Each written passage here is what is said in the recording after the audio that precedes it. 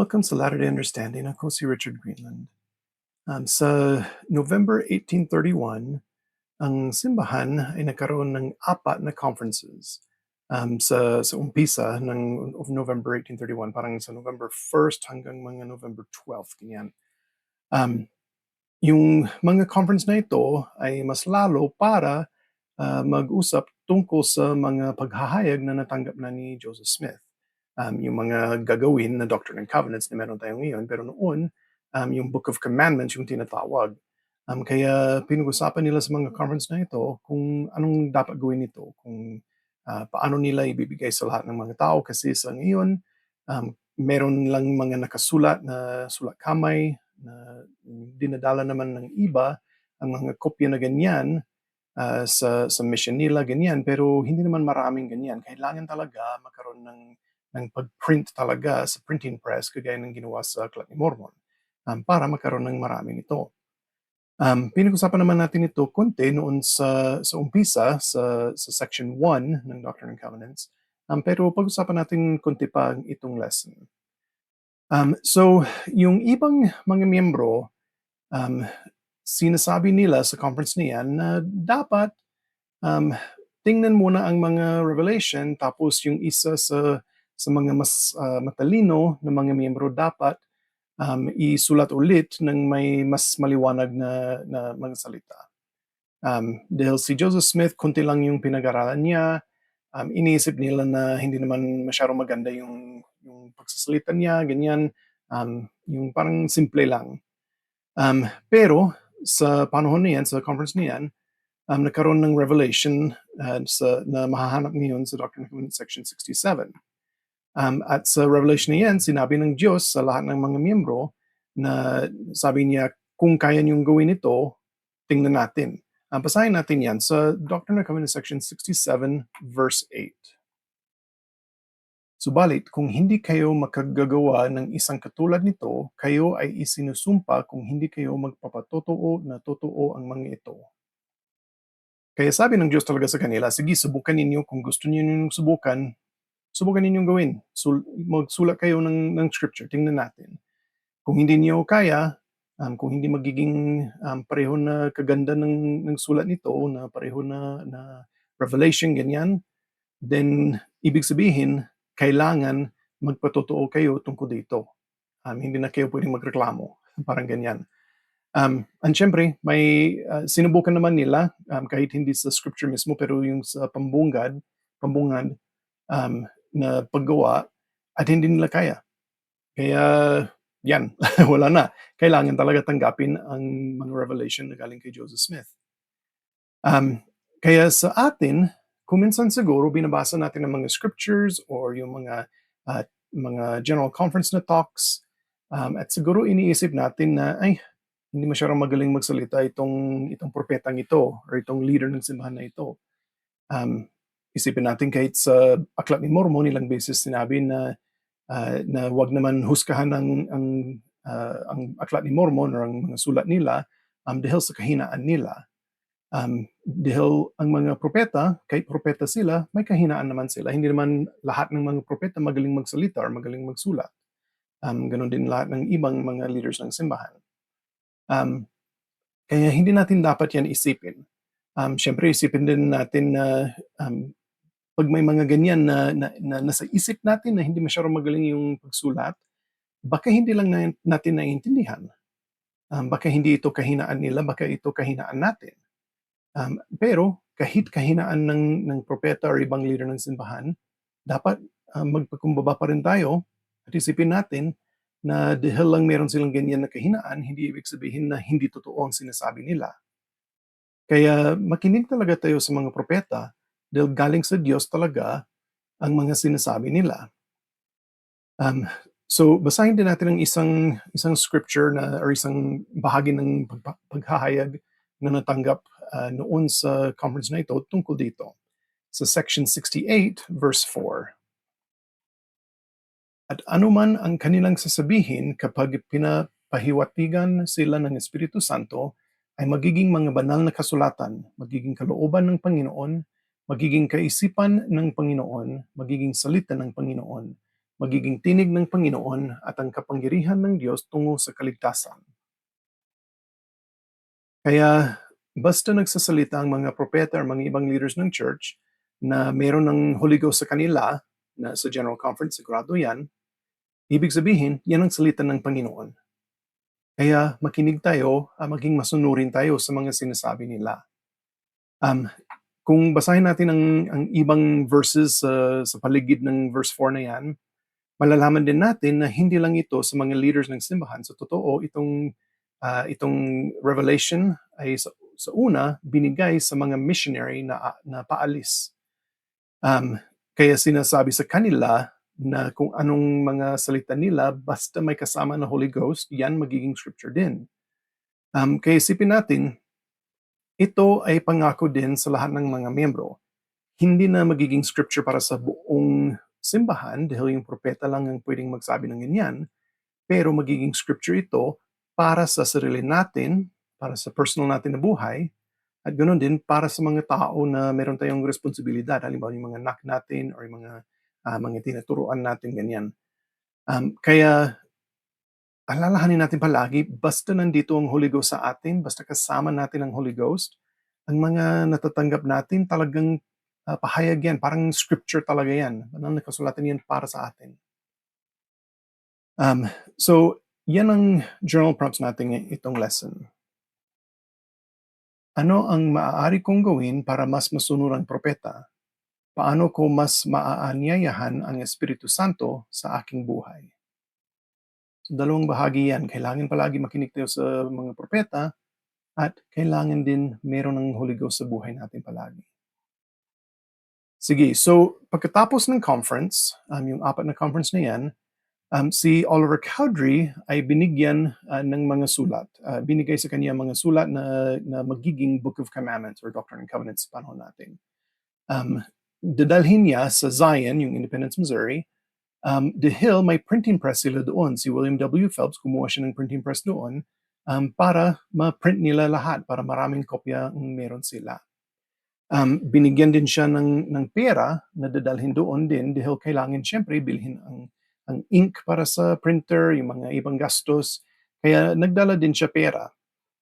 Pero bago pa siya umalis, may binigay na isa pang revelation. Mahanap ito sa section 69 verses 1 hanggang 2. Makinig sa akin, wika ng Panginoon ninyong Diyos, para sa kapakanan ng aking tagapaglingkod na si Oliver Cowdery. Hindi karunungan sa akin na nararapat na ipagkatiwala sa kanya ang mga kautusan at ang mga salapi na kanyang dadalhin sa lupain ng Zion, maliban kung may isa na sasama sa kanya na magiging tunay at tapat. Sa magkatuwid ako, ang Panginoon, ay nagnanais na nararapat sumama ang aking tagapaglingkod na si John Whitmer sa aking tagapaglingkod na si Oliver Cowdery. Dito, hindi naman natin alam talaga kung bakit sinabi ng Diyos ito. Baka iniisip niya na mahihirapan si Oliver Cowdery kung may dalawang tao, baka hindi naman sila, baka walang magsubok na magnakaw sa kanila, ganyan, kukunin ng mga bagay sa kanila kung dalawa sila imbes na isa. Baka iniisip or baka alam ng Panginoon na may problema si Oliver Cowdery na baka ma-tempt siya, matukso siya sa ganyan dahil sa pera. Hindi natin alam. Pero maganda ang alalahanin palagi na alam ng Diyos ang lahat at kilala niya ang bawat anak niya. Kaya dito, isipin natin halimbawa, hindi ko sinasabi na ito yon, pero halimbawa kung natutuksohan si Oliver Cowdery sa pera na yan, dahil marami naman ito na nadadalhin niya doon dahil kailangan marami para sa pagprint. Kaya kung may tukso na ganyan, alam naman ng Diyos na alam niya ang mga mahirap para sa bawat isa sa atin. Alam niya mga kahinaan natin, kung ano yung madali tayo matukso, mga ganyan. Alam din niya ang kahinaan ng karamihan ng mga tao.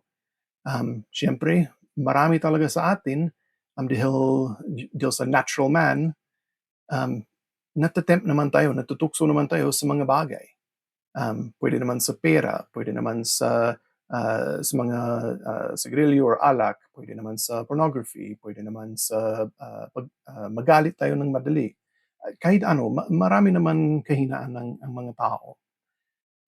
At kung wala tayong kasama, mas madali tayong matukso sa karamihan ng mga kasalanan na ganyan. Um, yung halimbawa yung sa mga alak o sa pornography, mas lalo, madali talaga matukso. Ganun din sa pera. Kung walang tao para makakita sa atin, syempre, mas madali tayong matukso na kunin ang pera na yan.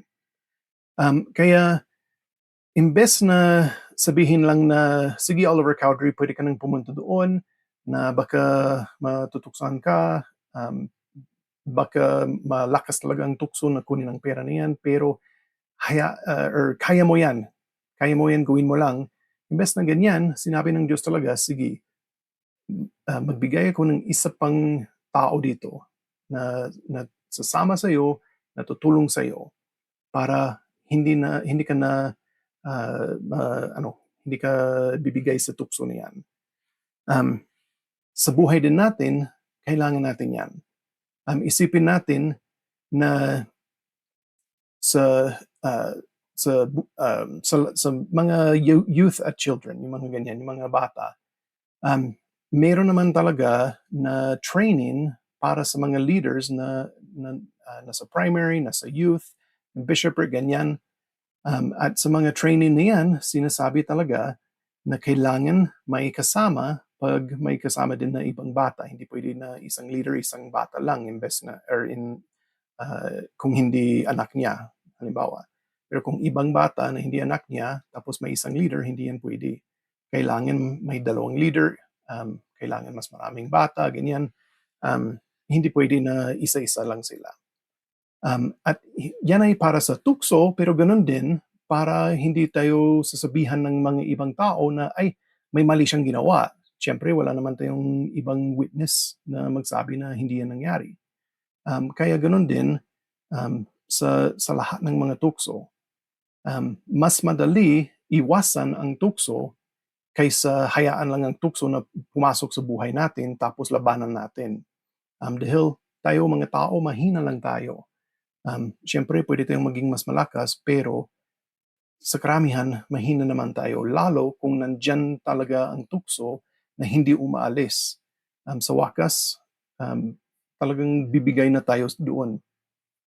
Kaya dapat iwasan natin ang tukso. Huwag nating hayaan na pumunta tayo sa lugar na may mga tukso or na hayaan natin pumasok sa bahay natin ng mga tukso.